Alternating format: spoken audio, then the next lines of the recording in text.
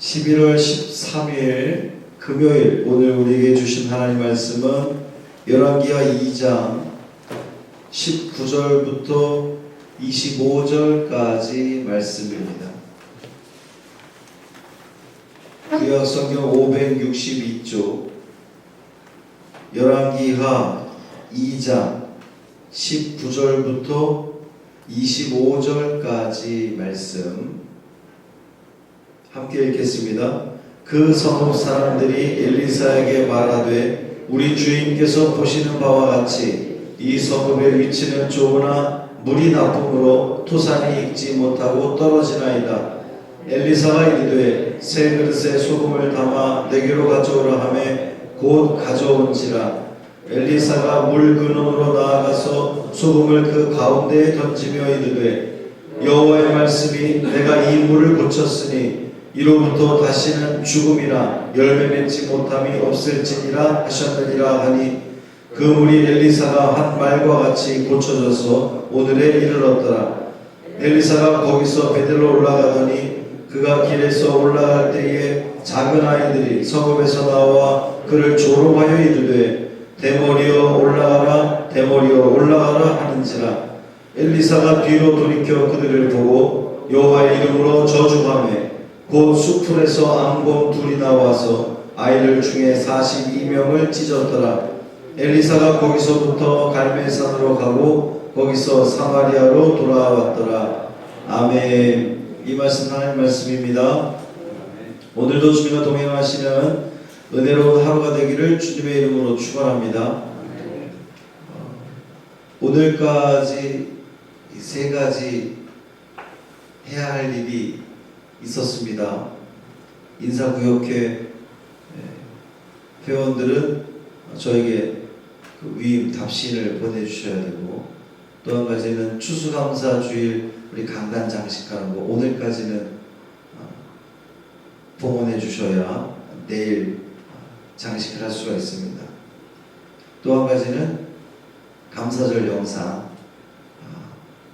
부담스러울 거예요. 이 영상을 찍는다는 게 쉽지 않지만 그래도 우리가 하나님을 찬양하고 하나님께 감사한다는 그 마음, 그 한 마음으로 많이 동참해 주시면 좋겠습니다.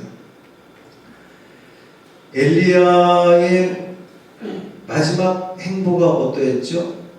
이제 베델로 갔다가 여리고로 갔다가 요단으로 가는 그 행보였거든요. 그 요단에서 이제 엘리야가 승천을 했는데, 그리고 엘리사가 그 요단에서 엘리야가 승천하는 광경을 보고 이제 여리고에 머물렀다 그랬어요. 엘리사가 여리고에 머물고 있을 때에 여리고성 사람들이 엘리사를 찾아옵니다. 엘리사를 향해서 뭐라고 부르냐면 우리 주인 이렇게 표현을 해요. 그만큼 이제 사람들, 그 여리고 성읍 사람들조차도 엘리사를 엘리야에 이은 진정한 하나님의 선지자 이렇게 완전히 그 인정되는 그러한 모습입니다. 그들이 말하기를 이 성읍의 위치는 좁으나 물이 나빠 토산이 익지 못하고 떨어집니다 이렇게 돼 있어요. 이 우리말 성경에는 이게 해석이 되어 있지 않았는데 원문에 보면 보소서 제발 바랍니다 라고 하는 말이 있거든요. 우리말 성경에 그것을 번역하지 않았어요. 그러니까 여리고 사람들이 그만큼 보소서 제발 바라거니와 간절함을 담아서 그만큼 고통스러웠다는 거예요. 간절함을 담아서 이야기하는 겁니다. 원래 이 여리고라고 하는 곳은 환경이 아주 쾌적하고 좋은 그런 풍요로운 곳이었는데 언제부턴가 이 토산이 제대로 익지 못하고 이제 떨어져 버리는 거죠. 이것은 수질이 좋지 않아서 그렇게 된 일이다 이렇게 다들 인정이 되는 건데, 이 원문에서 익지 못하고 떨어진다라고 하는 것은 단순히 곡식이나 식물에만 해당되는 이야기가 아니라는 거예요. 거기 그 단어에는 사람이나 동물이 새끼를 낳지 못한다라고 하는 그 의미가 담겨있는 단어를 쓰고 있습니다.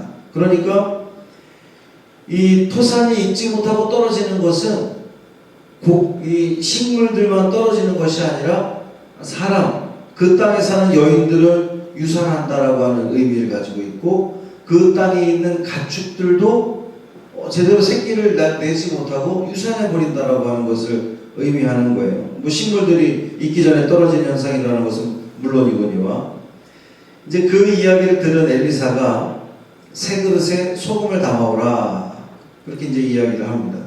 이 새 그릇이라고 하는 것은 그 더럽지 않은 정결한 이제 부정적이지 않은 그 의미를 가지고 있고요. 소금이라고 하는 것은 뭐 할 때 쓰죠? 썩는 것을 막게 할 때에 소금을 쓰고 또 그 옛날에는 제사 지낼 때에 이 제물을 정결케 하는 데에 소금이 쓰이고 또 소독제로도 소금이 쓰였습니다. 이제 엘리사가 그 물 근원으로 가서 소금을 던지며 선언을 하죠. 여호와의 말씀이 내가 이 물을 고쳤으니 이로부터 다시는 죽음이나 열매 맺지 못함이 없을지니라 그랬어요. 그리고 그 물이 고쳐져서 오늘까지 이르렀다 그랬습니다. 우리가 잊지 말아야 될 것은 소금을 던져서 명한 것은 엘리사였지만 그 정결하지 못한 오염돼 더러워진 물을 깨끗하게 하신 분은 누구예요? 하나님이시라는 거예요. 그 하나님이 아주 명확하게 분명하게 하고 계신 겁니다. 내가 이 물을 여호와의 말씀이 내가 이 물을 고쳤으니 엘리사가 아니야. 소금 때문이 아니야. 여호와 하나님 내가 이 물을 고쳤다라고 지금 주님이 분명히 말씀하는 거예요.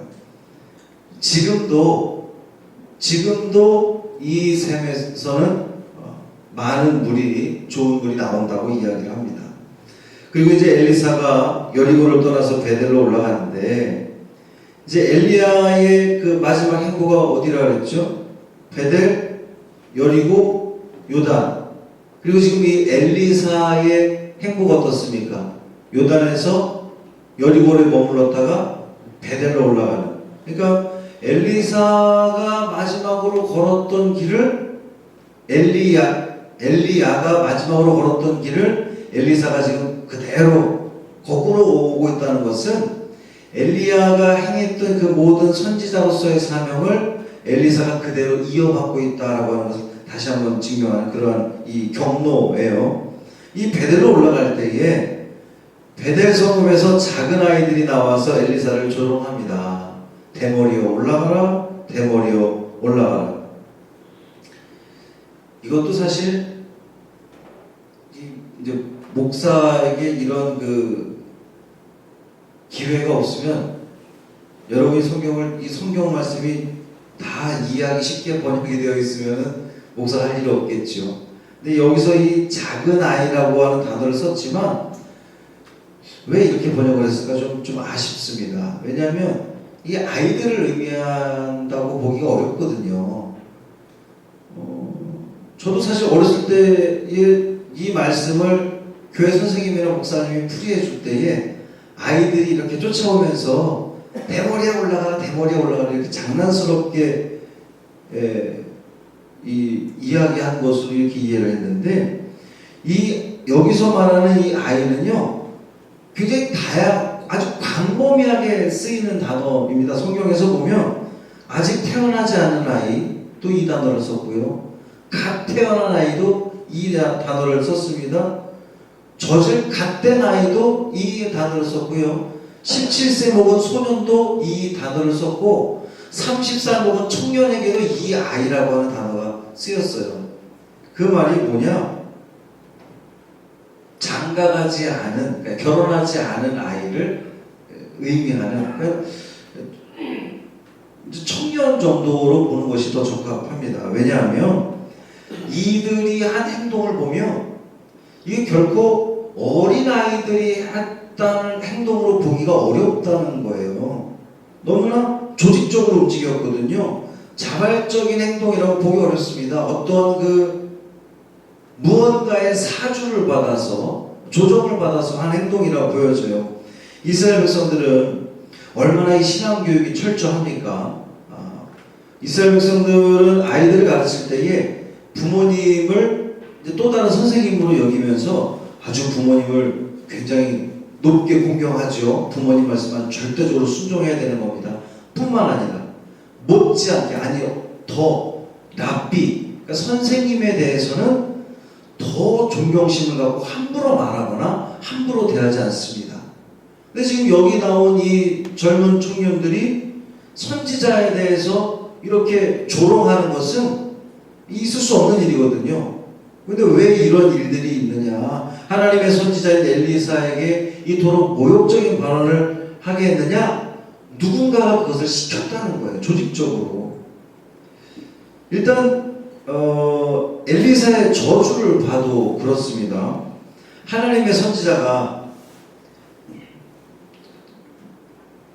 예를 들어서 우리 교회 승찬이 같은 꼬마아이가 저한테 와가지고 할아버지 내지는 제가 흰머리가 많다고 하여튼 곱슬머리 이러면서 못생겼다고 그러고 키가 작다고 그러고 이렇게 조롱한다고 제가 그 아이들을 저주하겠습니까? 그럴 리 없잖아요. 하나님의 선지자가 어린 소년들의 놀림에 여호와의 이름으로 과연 저주하겠느냐? 그렇지 않다는 거예요. 분명 무언가 악한 세력에 의해서 조정된 조롱이었다는 겁니다.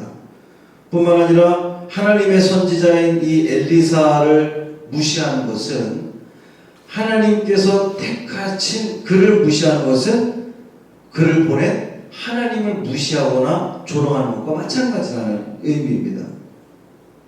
엘리사의 저주에 하나님께서 응답하셔서 수풀에서 암곰 둘이 나와서 아이들 중에 42명을 찢었다 그랬어요. 그래서 42명보다 훨씬 더 많은 인원인 거예요. 아이들 중에 42명. 그러니까 어린아이들 몇 명이 한 서너 명, 무슨 한 17명이 쫓아오면서 이렇게 선지자를 놀린 게 아니라 그 성에서 뭔가 조직적인 그런 그 명령에 의해서 청년들 되는 그러한 사람들이 이 선지자를 막 공격하고 조롱하는 그러한 모습이라는 거예요. 심지어 그 내용이 대머리에 올라가라 하거든요. 올라가라는 게 어디로 올라가라는 겁니까? 엘리야가 올라갔던 것처럼 너도 올라가 버려라, 사라져 버려라. 이게 좋은 의미로 당신도 승천하소서 이게 아니잖아요. 대머리요, 너도 올라가 버려라, 너도 사라져 버려라. 그러니까 이 베델 성읍이, 그러니까 이 베델이라고 하는 성읍이 굉장히 원래는 신앙적으로 유서 깊은 곳이 베델이지만, 이 아합 왕이 다스리는 이 못된 왕들이 다스리는 이 여로보암 시대부터 이 베델은 우상 숭배의 또 다른 그 근거지가 됐거든요. 그러니까 그 성 안에 있는 아주 악한 세력들이 이 조직적으로 젊은이들을 사주해서 너희들 나가서 하나님의 선지자를 그렇게 조롱해라, 하나님을 조롱해라, 거절해라 라고 하는 명령을 내린 거예요. 하나님을 능욕한 것이나 마찬가지기에 하나님께서 고음을 통해서 심판했다라고 하는 겁니다. 오늘도 우리는 이 말씀을 깊이 묵상해 봐야 됩니다. 엘리야를 통해서 썩어져가는 이스라엘을 정화시키기를 원하셨던 우리 하나님께서 엘리사를 통해서도 세상을 정화시키려고 하는 하나님의 의도를 볼 수가 있습니다. 또 한 가지는, 여러분, 하나님의 사람에 대해서 여러분 조롱하거나 대적하거나 그래서는 안 된다는 거예요. 우리가 성경을 통해서, 우리가 사무엘 말씀을 통해서 우리가 정확하게 봤지만, 다윗 왕이 사울 왕을 손대지 않았던 것은 하나님께서 기름 부음 받은 자를 내가 어찌할 수 없다, 내가 어찌해서는 안 된다. 결국 하나님께서 그 모든 것들 다 하시고 교통정리해 주시고 하는 것을 우리가 알 수 있었잖아요. 여러분, 하나님께서 보내신 사람은, 하나님의 사람은 하나님이 보낸 사람을 업신여기는 것은 하나님을 업신여기고 하나님을 대적하는 것과 마찬가지라고 하는 본문을, 오늘 우리 본문이 우리에게 주는 그런 말씀입니다. 더더욱 주의 종들을 위해서, 하나님의 사람들을 위해서 기도하시고 하나님께서 하실 거라고 하는 그 믿음을 가지고 분명 하나님께서는 지금까지 역사들을 보면 하나님의 사람에 대해서 하나님께서 하시는 것을 우리는 목도했잖아요. 지금까지 봐왔단 말이에요. 그리고 그것에 대해서 인간이 무언가를 하려고 했을 때에 너무나 안타까운 일들을 우리 많이 봐왔단 말이에요. 여러분들이 이 말씀을 가슴에 새기고 더욱더 하나님의 사람에 대해서 또 주님의 일에 대해서 믿음을 가지고 또 기도하는 가운데에 함께 협력하고 또 사랑하는, 그래서 여러분에게도 그 사랑이 더욱더 크게 돌려지는 놀라운 은혜가 있기를 주님의 이름으로 축원합니다. 할렐루야. 살아계신 아버지 하나님 고맙습니다. 이 새벽에도 우리를 불러주시고 주의 성전에 나와 또 찬양하며 또 말씀을 들으며 이 하루를 말씀과 기도 가운데 시작하게 하시니 고맙습니다. 주님, 썩어져가는 그것을 엘리야를 통해서 엘리사를 통해서 정화시키기를 원하셨던 주님, 우리를 통하여 우리를 하나님께서 부르신 것은 이 썩어져가는 이 세상을 깨끗하게 하라는 주님의 명령인 것을 우리가 다시 한번 기억하게 하여 주옵시고 그 일에 쓰임받는 우리가 되게 하여 주옵소서. 이 세상을 깨끗하게 하기 위해서는 먼저 우리가 정결해야 되겠습니다. 우리를 거룩하게 하시고 구별되게 하여 주옵시고 성경의 충만한 가운데 살아감으로 말미암아 온전한 모습을 통하여서 이 세상을 바꾸어 가는데 쓰임받는 소금과 빛의 역할을 온전히 감당하는 우리 모두 되게 하여 주옵소서. 하나님,